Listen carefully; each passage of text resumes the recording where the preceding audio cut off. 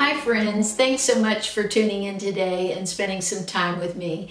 I'd like to talk today about recharging your batteries, getting your energy back, and also feeling beautiful on the inside. We talk so much around here on YouTube about outer beauty, the outer shell. And I'm going to say this, and I mean this with all my heart, I've never felt beautiful on the outside. I think I'm a very average looking person, capable of doing beautiful things. And I'm very honest about that. I really do feel that way. I'll say it again. I'm an average looking person capable of doing beautiful things. And that's how I feel. And I've always felt that way, and I always will. And there's nothing wrong with that. There's nothing wrong with being average looking. But we're all capable of doing beautiful things. And the summer as a teacher is my time to sort of recharge my batteries. Now, I do work still. I teach kids in China online, so I'm still doing some teaching, but I'm not working those long hours I was. And whether you work, whatever profession you're in, you all need to recharge your batteries. And if you're retired, you do too. A lot of people think because someone's retired, they have no stress, they have all kinds of time on their hands. I don't agree with that. You still have a family, you still have doctor's appointments and all kinds of other things going on, and maybe a lot of activities. So I don't think a retired person's life is stress-free either, and you need to recharge too. So I want to share with you today some of my thoughts on how I feel beautiful on the inside and recharge my batteries. My number one is connecting with nature. Having this garden with my class this year has been such a game changer for me. Most of the time prior to that, I spent in buildings, inside my school, inside my home, traveling in my car. So I had really lost my connection with nature. There's nothing like digging in that soil and working that land and growing something, seeing something go from just seeds to a beautiful tomato or a carrot or a cucumber. My grandfather gardened for years, and he would always brag and show me what he grew in his garden. And you know, one day I just went out there and I just cried. I cried in that garden because I felt such a connection with my grandfather and all the things he loved.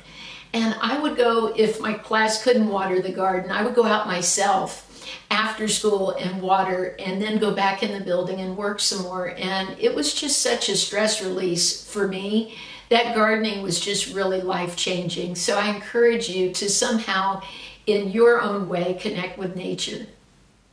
Right up at the top of my list is connecting with your community and volunteering.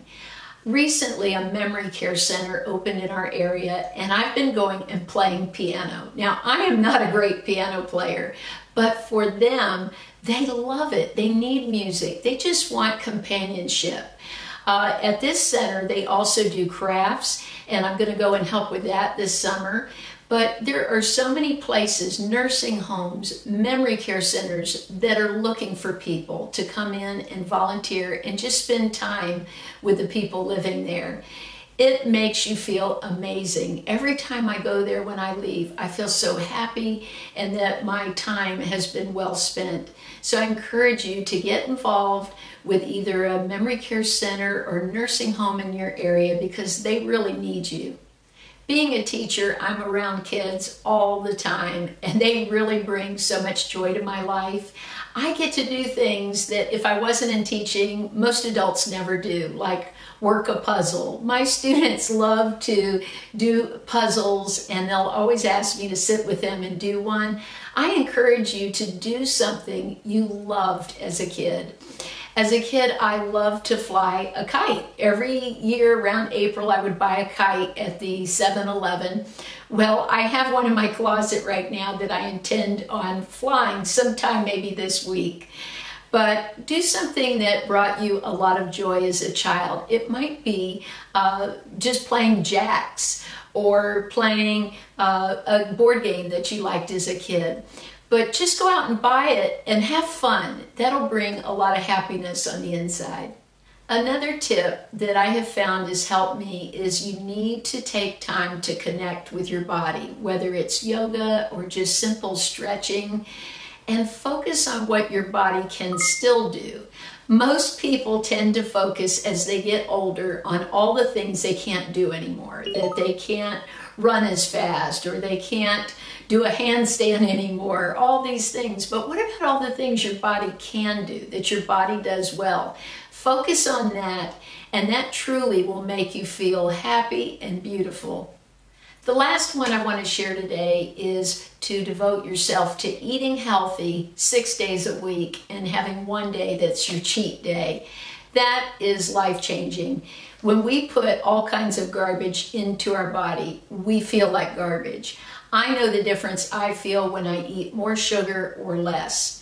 At school, I've just had to say I'm not going to eat any birthday cupcakes, because if you think of it, every month pretty much we have a birthday in our class. Plus, I have former students that come back and offer me donuts and cupcakes, and I just wish them a happy birthday, and I say, I'm eating really healthy. I'm sorry I can't eat that, but I'm so glad you came by, and I want to wish you a happy birthday, and I give them a hug.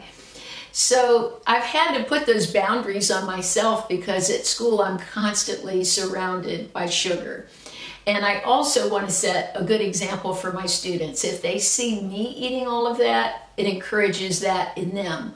So I try to only eat healthy foods during the week and have a day or a meal where I cheat and have something I really love. I love junk. I love chocolate. I love sugar. I love all those sweets. So it's not as if I don't like that stuff.